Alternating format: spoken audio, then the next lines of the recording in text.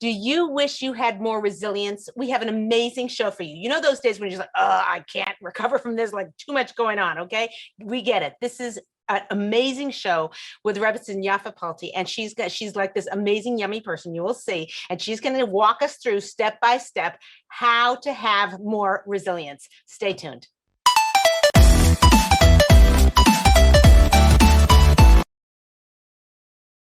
Welcome to Ladies Talk Show. This is your host, Leah Richeimer. We have an unbelievable show. This is like something like I want, forget about you guys. I wanted resilience. I need resilience. This is what we're going to be doing today. And by the end of this show, God willing, we will all have muscles and strengths and insights that we did not have before. I want to welcome to the show. This is Mrs. Rebbetzin Yaffa Palti. Yaffa, hello. Hi. Okay, good. Hi. Thank you so much for being on the show. I really, we have a lot of my staff is all thrilled and excited. I'm really excited to have you on. And we're going to get right into it. Everybody knows we go right deep. So we're going to start with resilience because I don't even know what it is. It seems like some fantasy someone thought up to make us feel bad for not having that, right? So what exactly is resilience? It's a great question because resilience is might be misunderstood. It might mean something else than what many people think it means. And resilience is and there's so much to say on it. And since we're limited in time, honestly, I give courses in resilience that can take 2 weeks. So I'm going to try to consolidate. I'm going to try to see what we can fit in here. I do have 10 different steps towards resilience. We'll see if we can finish all of them. If not, we are finishing all of them. I'm not going to. Okay. Okay. So the thing about resilience is the reason it's so important to discuss is because we live in a society of fake perfection. And it's a society where we're striving to be something that is not even possible. Right? We have this unrealistic goal. We see people on social media who look perfect, who seem to have perfect lives. We live in a society that is comprised of hustlers. You have to hustle, and look a certain way 24/7. Yeah, exactly. Yeah. And look perfect while you're hustling. Okay, yeah. Hustle and heals. And every adorable. Right? Hustle, write that down. That's adorable. Okay. Yeah, that'll be the name of my book. There you go. We got it. Okay. Right? So, right. And that's, and it's this unbelievable expectation of perfection that really nobody can reach because it is not realistic. So once a person discovers that they can't reach that level of perfection, automatically they feel like a failure, right? I can't do this. And then we give up, and so we live kind of in like this polarized, it's either I'm perfect or I am completely imperfect, even dysfunctional. Guys, if that's true, thumbs up, hearts, we want to see it, and start typing your questions in because this is live. You can get your questions answered right now. So start typing those questions and give us a thumbs up. Sarit will report. Okay, go ahead. Sorry, this is exactly true. Okay, so go ahead. Right. Another thing is that we are the first generation to actually have a relationship with our emotions. Up until now, emotions weren't something that we really spoke about, that we related to in such a real way. And on one hand, this is good, right? On one hand, it's important for us and to teach our children that emotions are important and the way they feel is important. It used to be, in previous generations, children should be seen and not heard. And today we're talking all about how your children's feelings matter, our own. So that is good. But the problem with having this new relationship with emotions is that we create an imbalance because we don't know how much to lean in. So we're leaning in and making our emotions so important that sometimes we make them too important. And we teach our children that emotions are too important. Right? And we become controlled. Not me. I don't do that. Right, Sarit? Right? Wow. Earth-shattering insight. Yeah. And it becomes to an extent that our feelings and our mood completely control us. We only do what we feel like doing. We only do what we're in the mood to do. And if I'm not in the mood, I don't do it. Right? And this really has become a big problem because you don't feel good about yourself when your feelings control you. That is what causes us to feel less and less in control of our lives. It damages our self-esteem, damages our self-confidence because we're not the ones making choices. Our emotions control us. And then we just kind of live in this down, in this low. And again, we don't know even that we can pick ourselves up from there. Wow. So understanding, right, really where emotions fit into life, understanding that you're not a failure if you're not perfect. In fact, the goal isn't perfection. Progress is the goal, not perfection. It's beautiful. Right? Beautiful. So, Hold on. We've got a question from Instagram. Hold on a second. Okay, give it over. Yeah. So we actually have a lot of people who are commenting. People are saying, yes, that's exactly how they feel. Yes, so true. And someone on Instagram said, feel that way when I open up Instagram, especially on Pesach. Seeing everyone take a real vacation, it played with my head, can definitely relate. So it seems like social media, even though we're on social media, like talk about the crazy. We're the only good thing.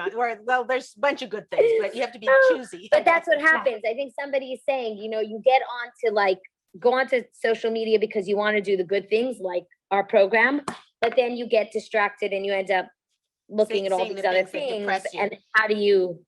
Also, maybe Rebbetzin, you can tell us a little bit about the sources about, you know, act and then you will feel, because that kind of ties into exactly what you were saying. Yeah, 100%.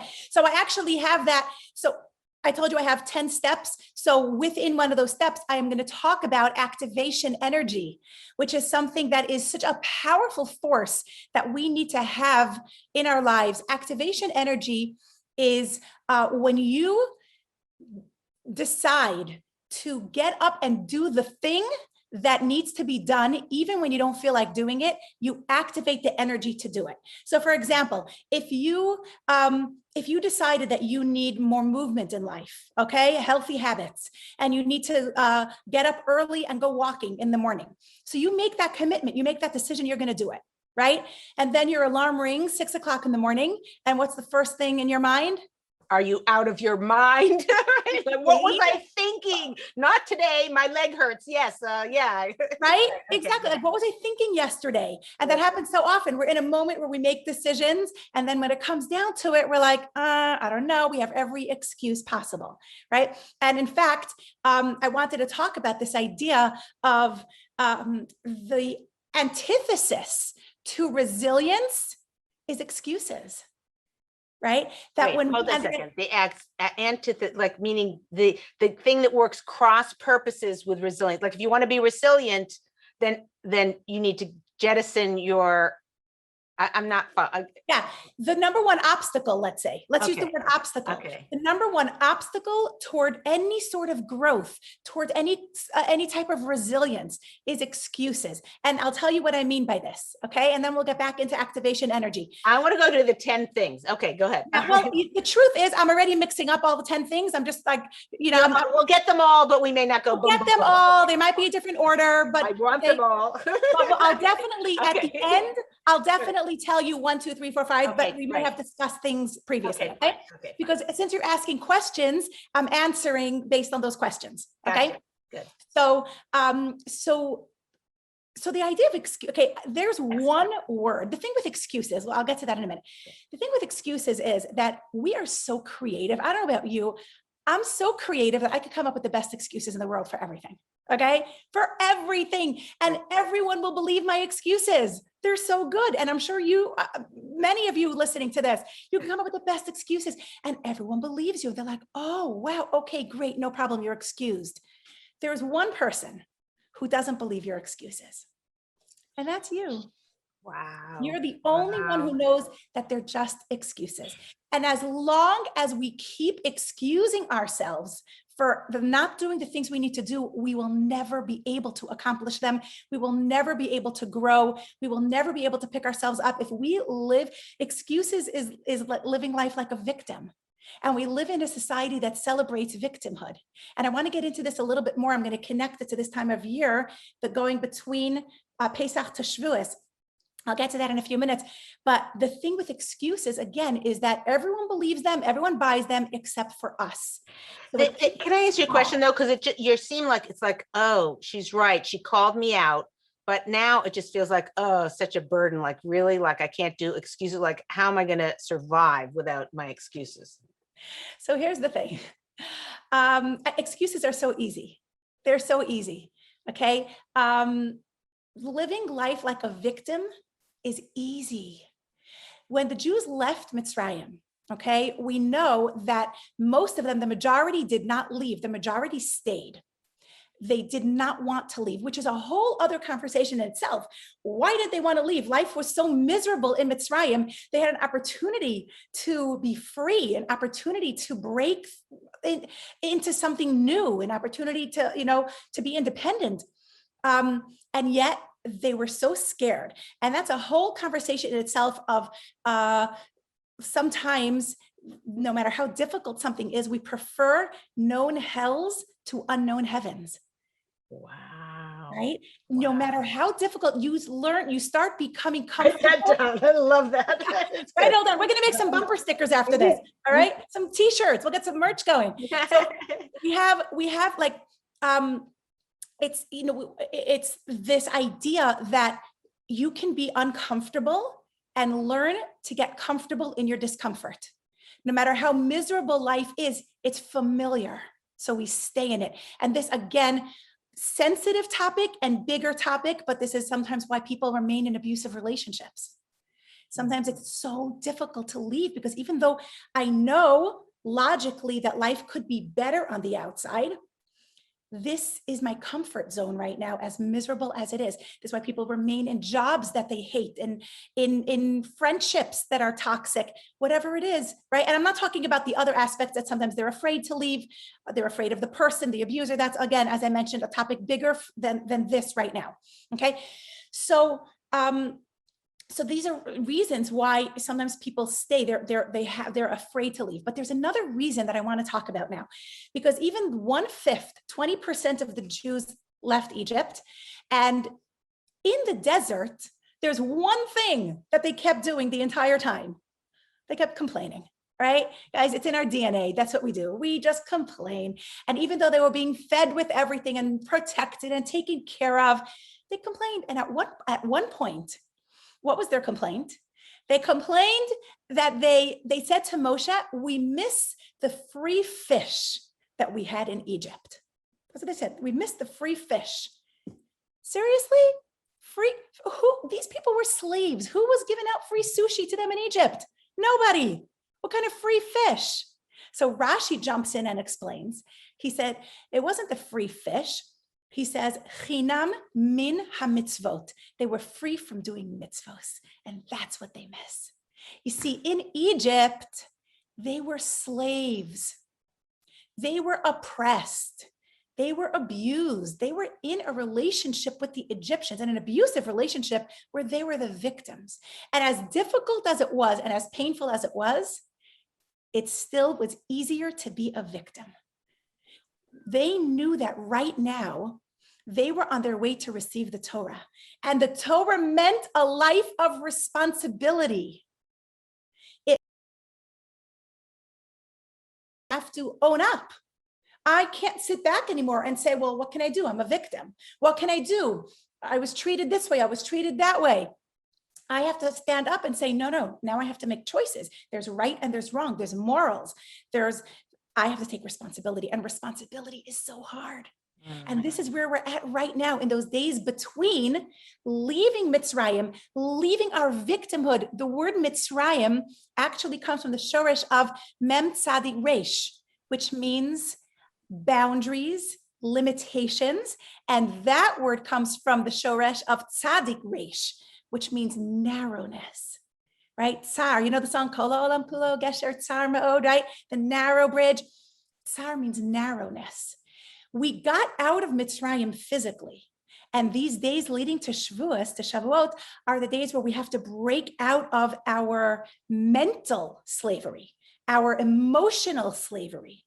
We have to become the masters of our lives. What are we slaves to now? And I've got so many questions. Yeah, I have actually a lot of But stuff hold on, just coming answer that. What are we slaves to now? Well, everyone is slaves to something else, right? There are people who are a slave to their anger. People are a slave to their desires that are unhealthy. People are a slave to technology. People are slaves to emotions. People are slaves to being a victim, right? People are a slave to external validation. This takes some deep introspection in what everything you say. Okay, let's go with the question. Slave to money for sure. Yes, A slave to money, a slave to success, a slave to other people's opinions. I mean, the list goes on and on and on. We could be a slave to food or to the restriction of food. Wow. So a lot of people actually on Facebook were getting, how do we deal? There's so many questions, but I'm going to start with this one and then we'll pause for some other ones after. How do we deal with this in our marriage or relationships, especially when our husband doesn't jump or do what we need him to do and he makes excuses? And then the person writes, I believe my own excuses, LOL. So obviously she realizes when she's saying it. She believes hers, but her husband's is like, are good. His excuses are bad. So I think this is, we're dealing with some double standards over here, which is very normal, by the way. We excuse ourselves, right? But how dare someone else do the exact same thing that we just did? Okay. And it's a great question, and especially in marriage. So Leah, the expert on marriage, excuse me for responding. Let's see if you, agree with what I'm saying. But this is very interesting. And I'll tell you why it's so apropos for today, because today is the day in the Omer of Tiferet within Gevura. Okay, Tiferet, every day of the Omer, every week has a certain midah, a certain attribute, virtue that needs refining. And every day within the week has an attribute within the attribute. All right, it gets pretty crazy. So today we have Tiferet within Gevura. Gevura means discipline, and Tiferet means balance, and a balance between Chesed and Gevura, which is kindness and discipline. That's Tiferet. And the idea of Tiferet within discipline is that it's about empathy and compassion and understanding boundaries within relationships. All right. So this leads us to respond to this question.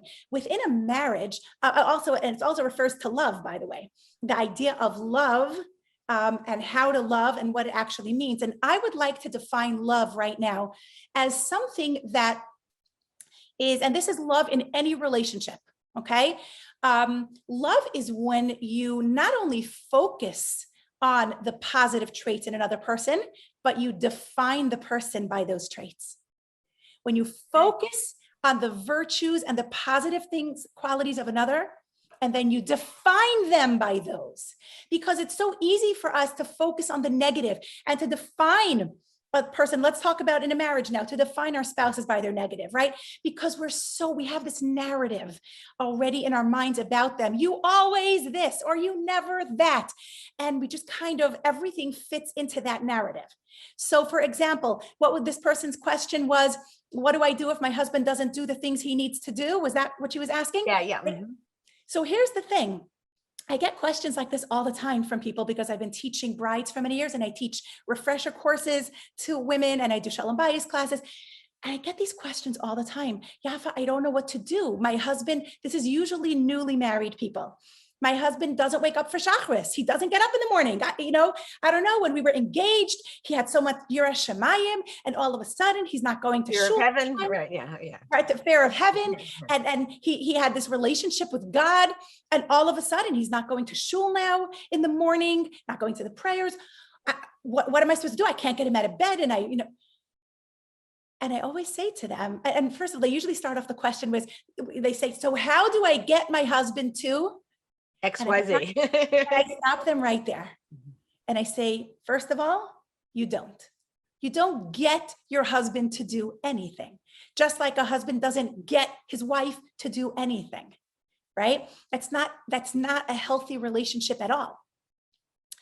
If you want, and then of course, specifically in this area, I remind them that they're not his mashgiach and they're not his rav, and his Judaism is between him and God, just like your Judaism is between you and God. And there's so many other things we can speak about this topic, how when someone when someone is doing something that we feel is wrong, they probably also know it's wrong, and they already feel bad not doing it. They don't need us to constantly remind them not to do it, right? There's a lot we can get into on this, but it's not our topic for right now. For right now, the idea is that if you want someone that you love to make a change in life, you cannot become that nagging wife. It's not going to do anyone any good, All right. It doesn't work because all you do is perpetuate the negativity in their mind, perpetuate their narrative of I'm not good enough. I'm not doing this right. I'm not doing that right. And when you constantly focus on the things they're doing wrong, why isn't this cabinet fixed yet? Why isn't the insurance called yet? Why didn't you do this? Why didn't you do that? Over and over and over again, they feel worthless. They feel incapable.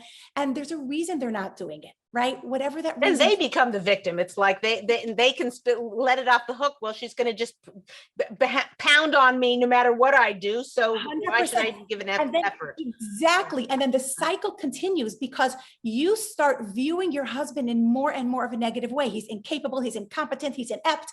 He doesn't care about me. He doesn't care about, his priorities are wrong. He's selfish. And you see how the cycle can go on and on. And meanwhile, there might be a very good reason why he's not doing it.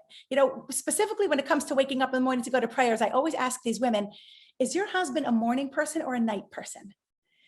Sometimes when people are not morning people, if you are, you can't understand the struggle that they have getting up in the morning. It's really hard, And so sometimes we have to understand that this is not personal. This isn't about you.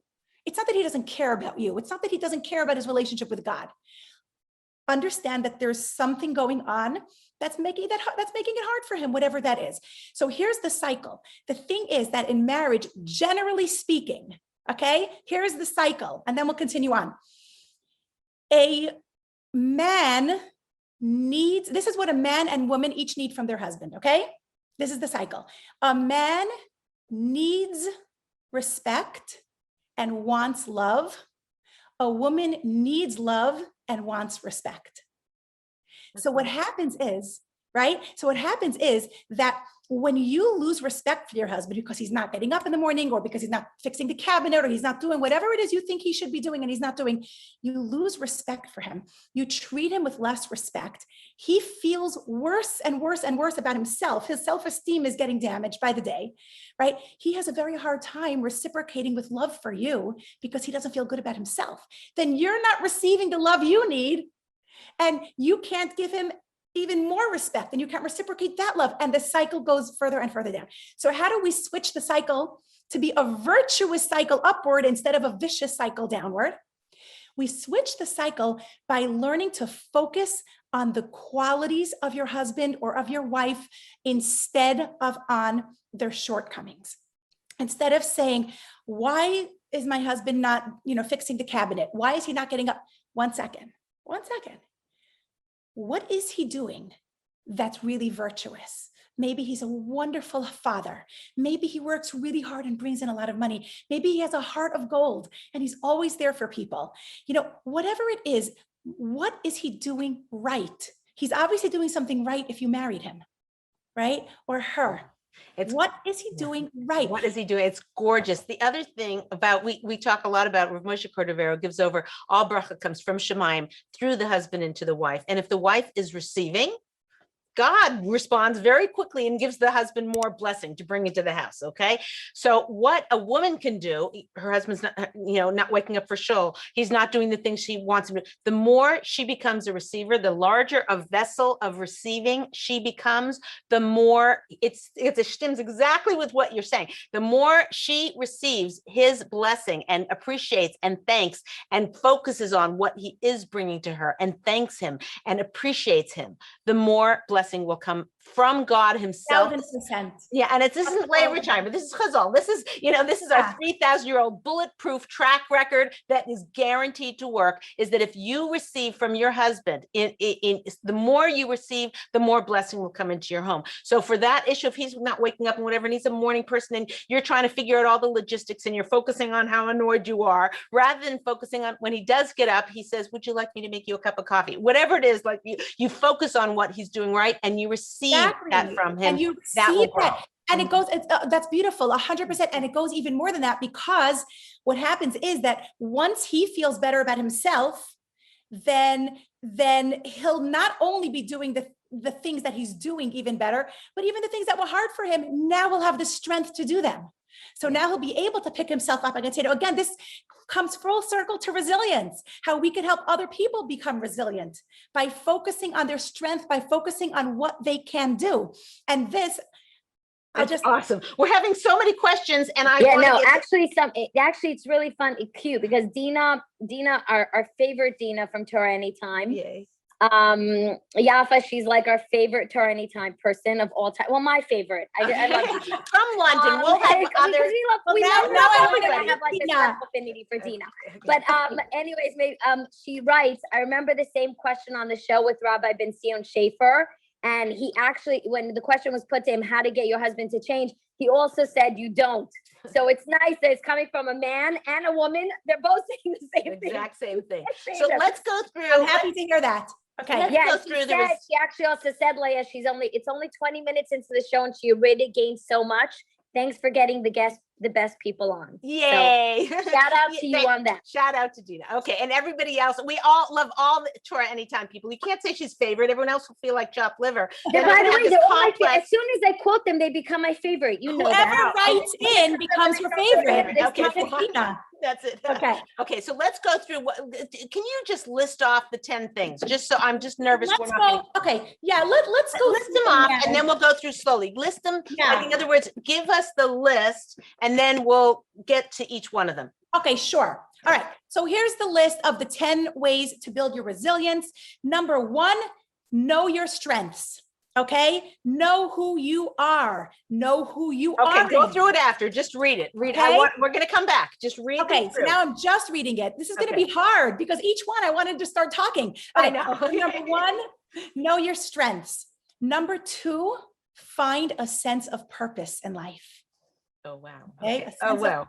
Can you stop on that one? No. Okay. Go ahead. Number 3. Number 3, develop a social network. Great. Number 4. And develop your relationships. Number 4, embrace change. Don't be afraid of change. Okay. Number 5, got to work on the mindset. Mindset is everything in life. Okay. And we'll talk about fixed mindset versus growth mindset. Okay. This is a super powerful message over here. Okay. Number 6, we have to learn how to develop problem-solving skills. Okay. Good. Okay. I'm in on that one. Okay, good. Number 7. Okay? Yeah. Number 7, establish goals. You have to have goals, yearly goals, even a 5-year plan, monthly goal, a weekly goal, and a daily goal. Okay. Okay, good. Number 8, make sure that you nurture yourself. Make sure you take care of yourself. Ooh, let's spend a lot of time on that one. Okay. It's super important because over here, if we have time, hopefully I want to talk about the difference between self-love and self-obsession. We can't confuse the two. Okay. Oh, wow. Okay. We won't get there. Stay tuned, everybody. Okay. Good. Number 9. Number 9, take action. Here's where I wanted to talk about activation energy. All right. Take action.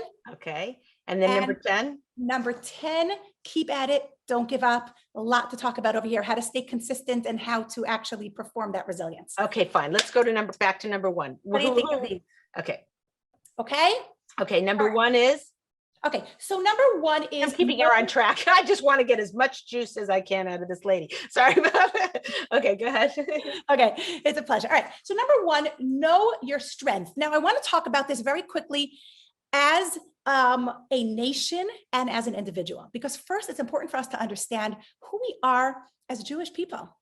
Just as the Jewish nation, the amount of resilience that we have, look at throughout history, Vihisha Amda, right? Every single generation, people have tried to destroy us, whether it was physically, whether it was spiritually, whether it was intellectually, whether it was emotionally. Here we are.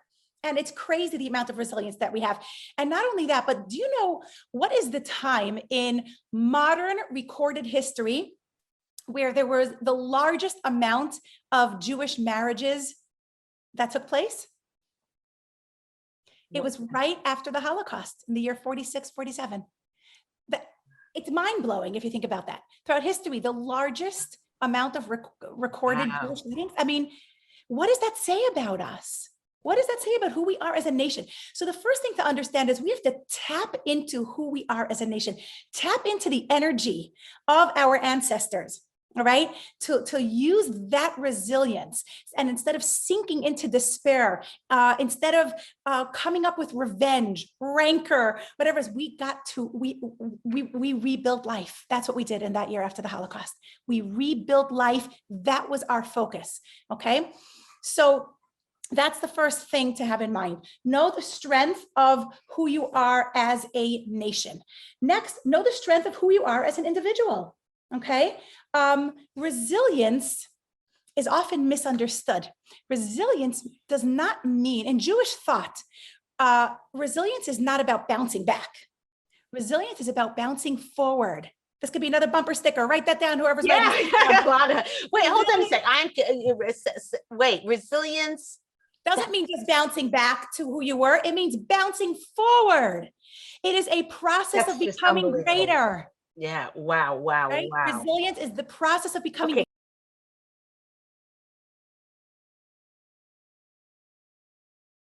in whatever area of life. That's not because you're a failure. So many times we're afraid of growth. We get stuck in life because we're afraid of failing, right? We think that if something didn't work out, if we failed at something, that means we're a failure. It doesn't work that way. I can name person after person, the greatest inventors, the greatest authors who have been rejected time after time after time until they finally made it. So right? The issue is that right now, people have been through a year of like, whatever, don't even ask, like this has been one of the toughest years in most people's lives. Yes. And so it's kind of like resilience is like, I just want to get back to where I was before. It's not like I want to be better than before. It's like, I can't even breathe. It's like, I still, the closets that I've been meaning to clean for the last 3 years are still a mess. This happened. This one lost a job. That one, my kid, one of my kids who was like just struggling in math. Now forget about it. A year with me, like I'm making up these problems because I don't have a kid with math. But I'm just saying, everybody, whatever issues that people are dealing with, this is, resilience means like, how do I become whole again? Not like, how do I be better? Like that seems like I'm here. I used to be here. Now I'm here. Now you're saying I should be here. Are you out of your mind? Okay. And I'll tell you why that's such a great question. And I'm going to tell you, it's such a simple, encouraging answer to that. Just by getting back up to where you were before, you will automatically be higher than that.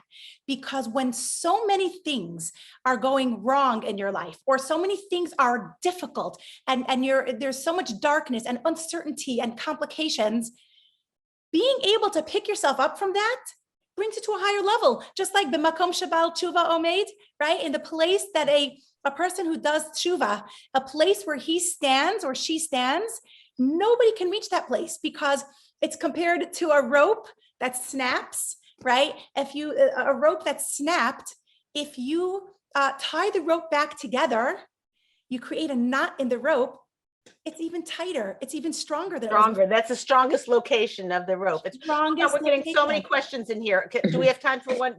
Bring one in. Cerise, just ask one of your questions. Yeah. Oh my gosh. Okay. Because they're not. None of the questions that are being put in are simple. Okay. I wish we had time for everything. Okay. Oh my God. Yeah. Well, somebody actually wrote that every one of your 10 steps could be its own show. So I think that they want you back 10 times, Yaffa. There we go. I would love to. I told you that I can give this course. It could take 2 weeks to give a course like this.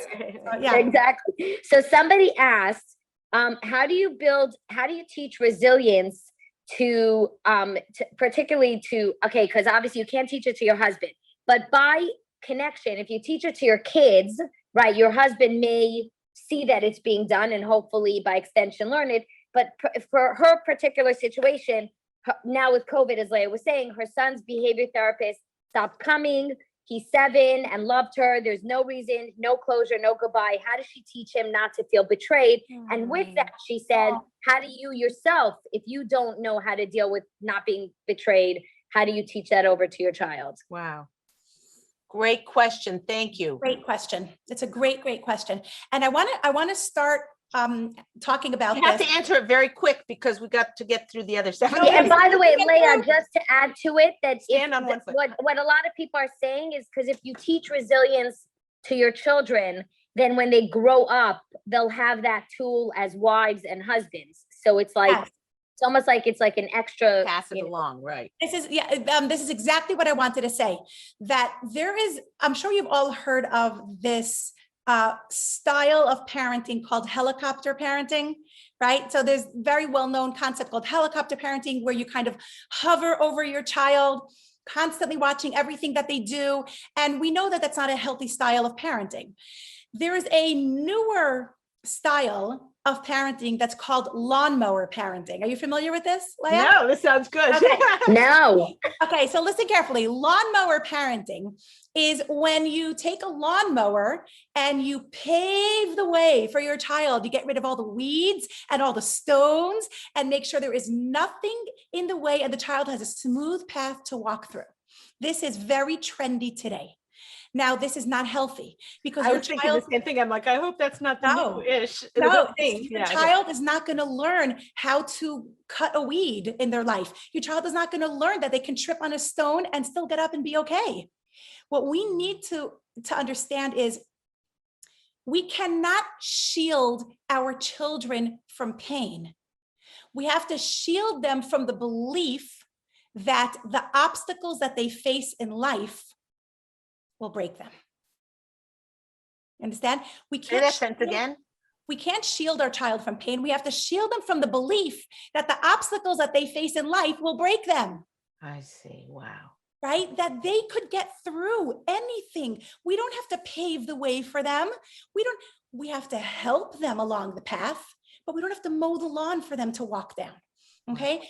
And this is extremely important. This is why we have to be careful. There has to be, again, we said today is the day of Tiferet in Gevura. That means creating a healthy balance. We cannot be overly strict with our children. We also cannot be too gentle that they won't have any guidance and structure in life. There has to be a balance between the two.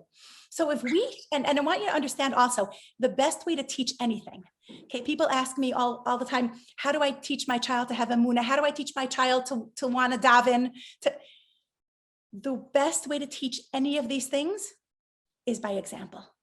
Show your child how you speak. Whatever they see at home, that's what they learn. So if better than telling them what to do is showing them what to do. Show them that you have a relationship with Hashem. Show them that you're resilient. Now, this goes back to this original question. How can I teach my child? This person asked, how can I teach my child not to feel betrayed if I myself am struggling with that, right?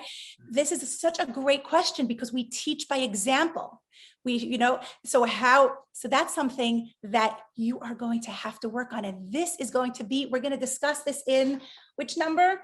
I don't know, but Number we better 5. get rolling. So let's go. Yeah. So should I jump now to number 5 or should we just and discuss this now? Okay, yeah, do number, Yeah, do number 5 because someone's saying fake it till you make it. Yeah, that's, basically. okay. Yeah. Okay, Well, do number 5. there is some truth in that. Hold on, I also want to throw in one thing. I have a lot of women who say, my husband just doesn't, the way he parents and it's just, way he talks to them and he's harsh and he's this and, whatever. I get it. But like what Mrs.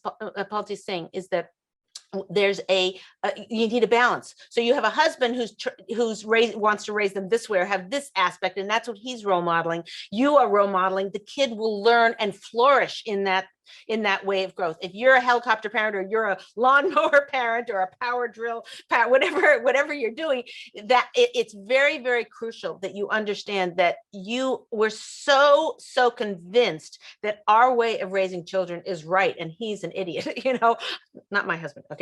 But whatever, that our husbands just don't know what they're doing. And again, all of the articles and, current thinking, the woke thinking or whatever, I'm not getting political. I hate politics or whatever, but I'm just saying is that it should be a certain way and we should be loving and whatever. And any sense of guiding a kid or saying, no, that's not the right way to do it. It's like, no, you should explain it. I'm just saying, I'm not taking sides or taking any politics. I'm just saying, don't be so convinced that the way you are parenting is the best way. It may not be. And God gave us a husband and a wife for exactly that. For a reason. And the truth is that the best chinuch we can give our children is shalom bayis. The best chinuch. So if we Yeah, peace in the home. If we learn how to communicate with each other, and if we have, it doesn't mean you have to agree. Husband and wives don't have to agree on everything. We have to learn how to talk about our disagreements, how to agree in a healthy and respectful way. That's what the child, I'm saying how to disagree in a healthy and respectful way. That's what the child is going to see. And that is the healthiest thing for a child. So you don't have to agree, but that's okay. It doesn't mean your way is the only way. It doesn't mean his way is necessarily nothing is going to happen to your child as long as the child has unconditional love, acceptance, respect, feels safe in his environment. The child will be fine. Amen. Amen. Right? Okay. So let's go on to what you were going to do number 5. Wait, what number were we on before? We were only on 1, but I'm going to, okay. But now I forgot what I wanted to say before. Okay. Oh, sorry. It's all my fault. Okay. Just let's go through 2. We have very limited on time. What I was going to say. Let's jump to number 2 now. Okay. Okay. Some of them are very simple. We'll talk about them in just a minute. Okay, fine. So I want to go fast. So find a sense of purpose. It's extremely important to understand that, we live in a society that is so externally focused.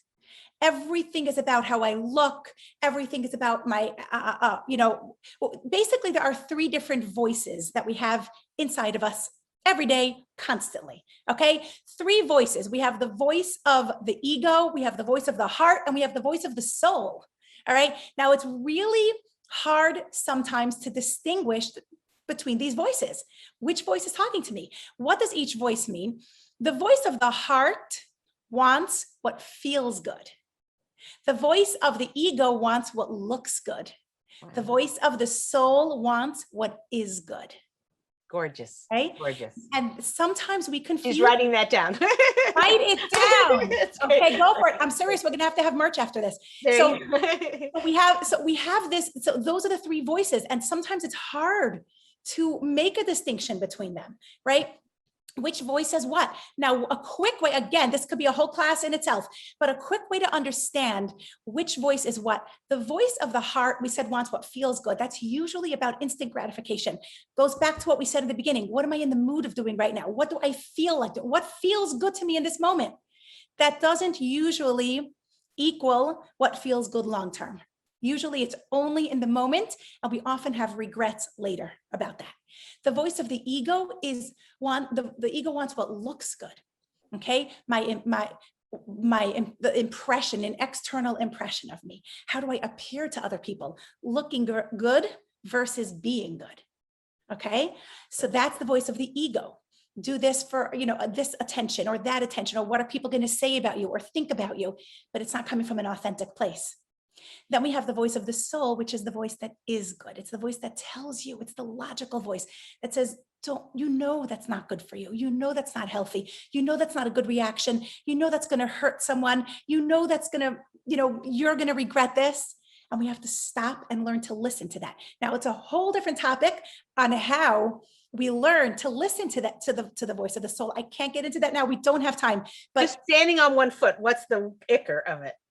The icker of it is making good choices. This goes back to taking responsibility for your life and for your actions. Because when you are standing in a place where you have to choose between what's right and what's easy, okay? But again, go back to receiving the Torah, between being a victim or taking responsibility, between letting your emotions control you and you controlling them. And this can go for anything. It's midnight, it's 12 o'clock at night, and you're on Netflix and you're watching Shtisel, okay? And you watch the next episode, and then it's 1 o'clock in the morning, and you need to know what's going to happen with Akiva, right? So you're like, am I going to continue on to the next episode? By the way, Netflix gives you 4 seconds to make this life-altering decision.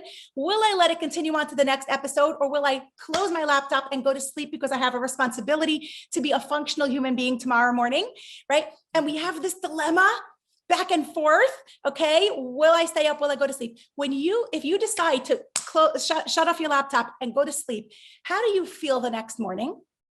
So physically, you feel rested, you feel great, you did a good job. Emotionally, you're so proud of yourself. It's so empowering when you do that. And of course, the opposite. If you stay up, it rolls into the next episode, and chances are the next episode, before you know it, it's 3 o'clock in the morning, and you have to force yourself to go to sleep. You sleep 2 or 3 hours.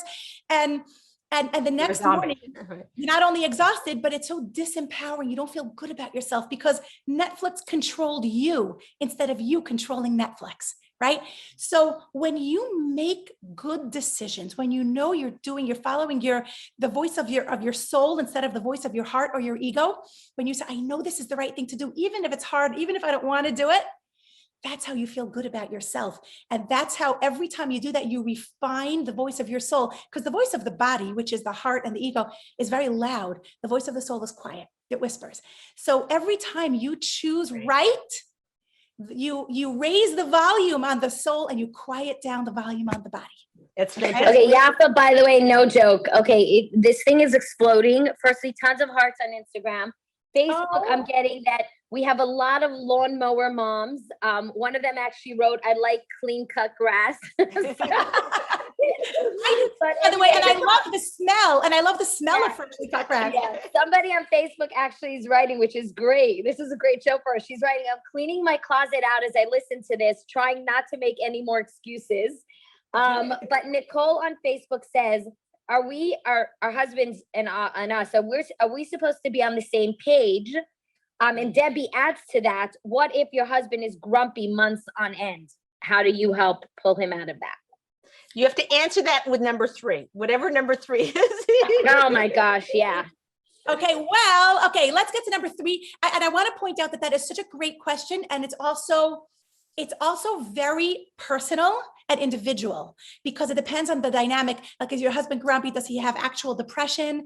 Is there something specific that he's upset about? Is there a way that you could communicate with your husband about why he's feeling so down or why he's so grumpy? So many times there's a vicious cycle with these things. He's grumpy, so it makes you in a bad mood. You get resentful, and then it's just kind of, you withdraw, and it's this cycle of pull back, push it, and it can get very difficult. So I would suggest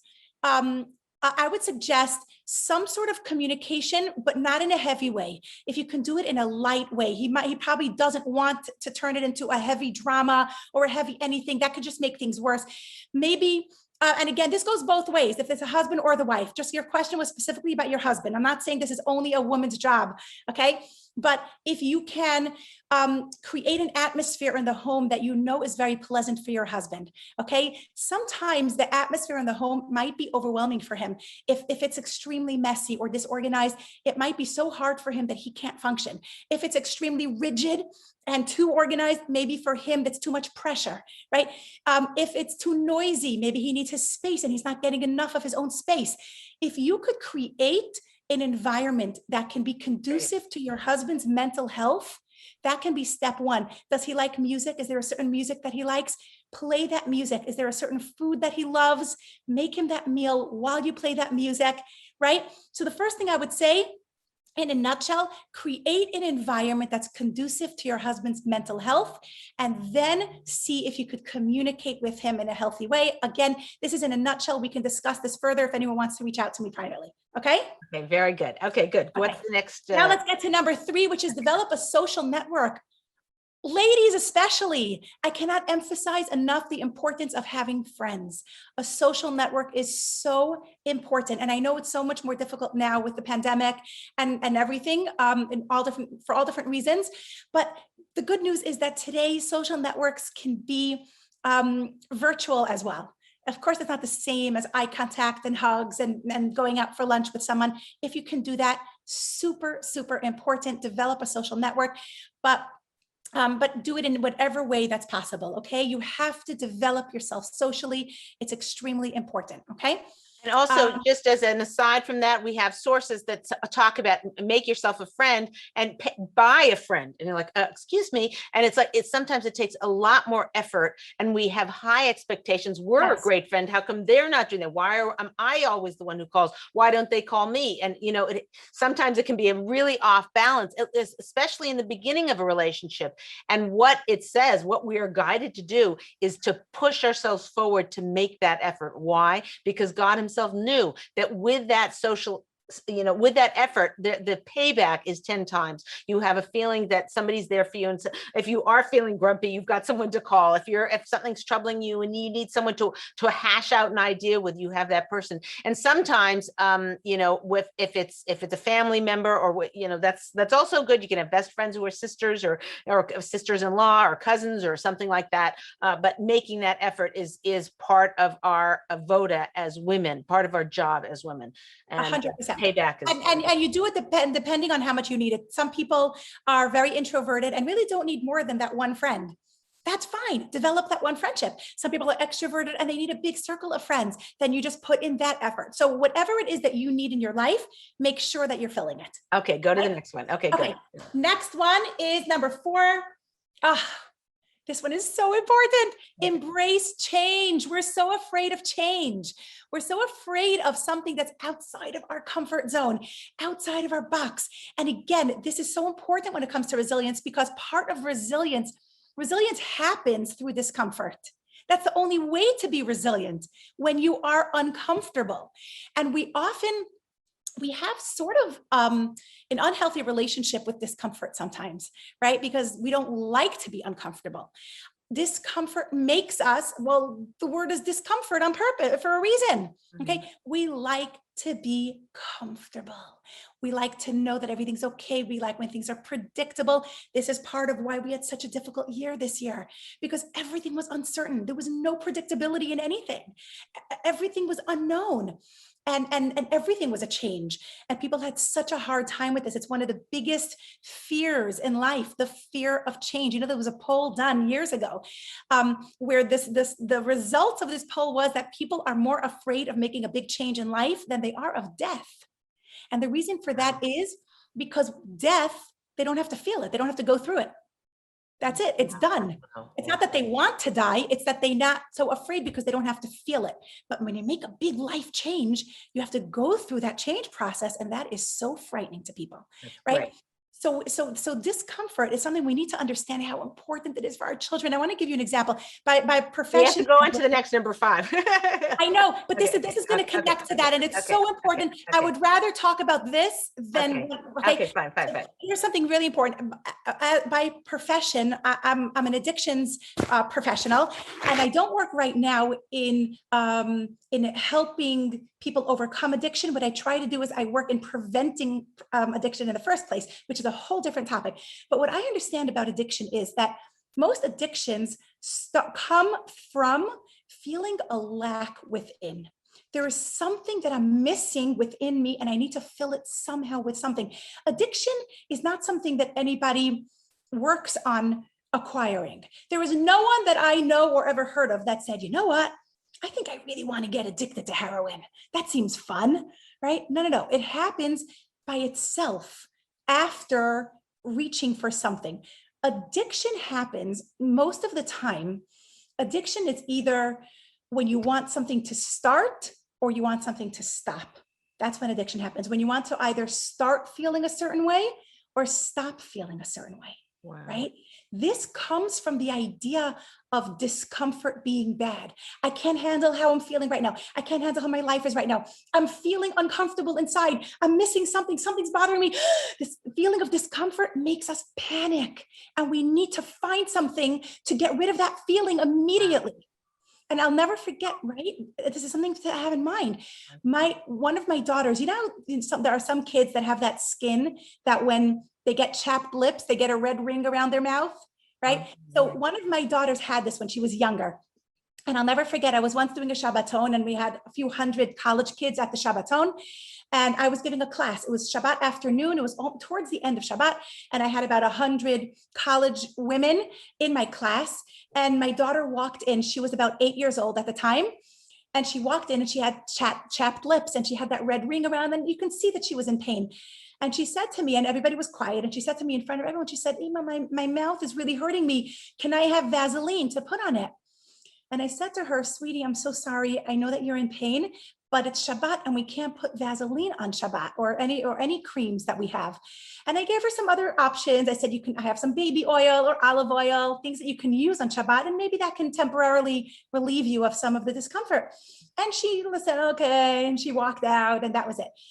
Whoa, people were not happy with that. Some of my students in the room were like, what do you mean? She's a little girl. She's in pain. Why can't she put on even on Shabbat? And of course, goosebumps, like what a thing, what a lesson for this. Yeah. And of course I explained to them, this was, beyond for what we'll talk about now, but I explained to them Shabbat and that of course there are loopholes for life and death, but this isn't that. And it's okay. And then I said to them, and this is the main message of my story.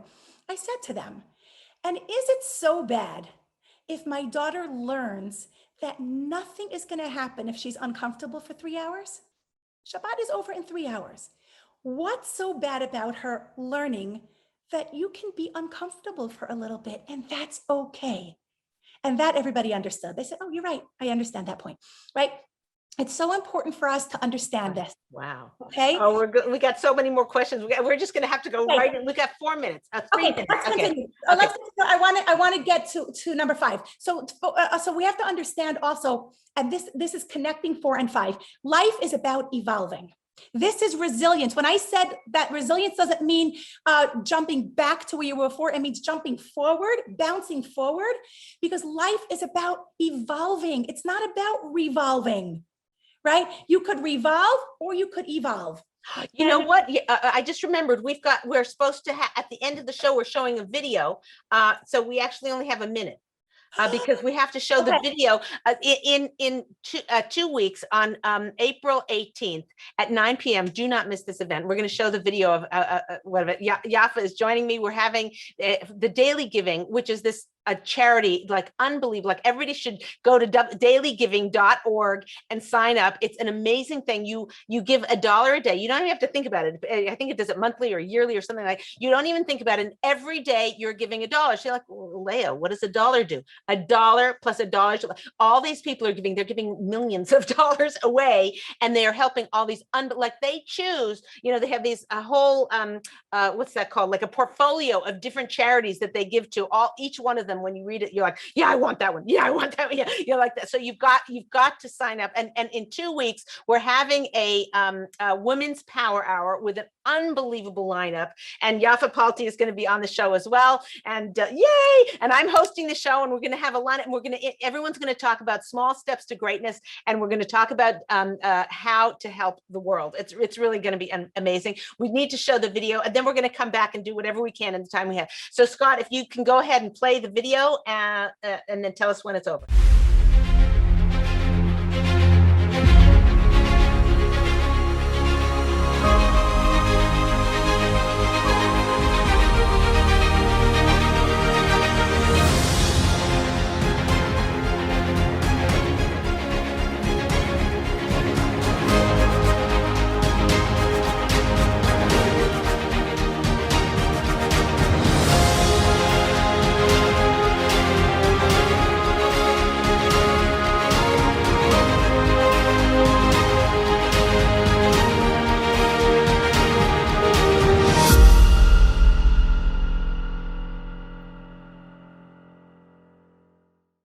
Okay, great. Is that unbelievable? Sign up now. They're taking reservations, whatever. Just go to dailygiving.org. I think you'll find it from there, /power hour, something like that. So go there and click. We'll have a link. So we'll get some kind of link on there. You said it, dailygiving.org /power hour. Or /. I don't know. Yeah. I don't know. So go there and sign up. That's in 2 weeks. And Yaffa's going to be on there. We've got a great lineup, as you saw. Okay, we have 30 seconds for you to wrap up. Yeah. Okay. Wait, we're only on 5, right?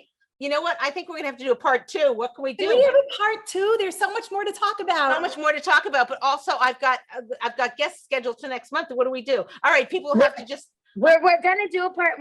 We'll bring her back in a month and do a part 2. Okay, we'll have to do People part 2. have enough 5 things to work on, and then part 2 will give them the next. Okay, fine. Give that. So we don't have time for number 5, right? We don't have time for 5. I'll finish up number 4. Number 4. We have another minute. Yes. Okay. Let's just finish up number 4. I was talking about how life is about evolving. Okay. And this is so important for us to understand. This is why we can't be afraid of change. And this is what resilience is all about. When we, just like any of you watching this, I'm really talking to anyone who's above the age of 30. Okay. Right now for 1 minute. Do you have anything the same of when you were in high school? Most things not. We have different hairstyles. We have different bodies, most of us, okay? We have different, everything changed. Physically, things change. Fashion changes, technology changes, right? We go from iPhones, keep changing, Blackberries, remember those? Everything changes. The economy keeps changing. The weather changes. There are so many changes that we go through in life. But yet, when it comes to making changes emotionally or spiritually, we remain stuck sometimes. What we need to understand is that life evolves and we need to evolve with it. We need to change emotionally. Also, we need to change spiritually. Should I still be having the same reactions at 40 years old as I had when I was 20? Should I still get angry at the same things? Should I still have the same pet peeves? Right? I should have evolved. So you're saying people should not be afraid of change, that is afraid of change. No. And when we understand that life changes, change isn't that scary. Were you afraid to upgrade your phone? No. Right? Were you afraid, when the weather changed, now you have to put your boots on? No, maybe you didn't like it, but you weren't afraid, right? Change happens. We shouldn't be afraid. Spiritual changes is necessary too, right? Should I be doing the same amount of mitzvos at 40 as I did when I was 20? I should have evolved by now, and they should have more meaning by now, right? So we need to. Okay, we're out of time. The end of part one. End of part one. Yaffa, thank you so much. This was like, wow, what a jam-packed with, it's the kind of thing you have to watch again and again to just get all the juice. It was fantastic. Thank you for sending it out of the ballpark. This is Leah Richeimer for the Ladies Talk Show. Thank you so much for being with us. Stay tuned for part 2. And don't forget to sign up for dailygiving.org for the Power Hour. It's in about a couple of weeks.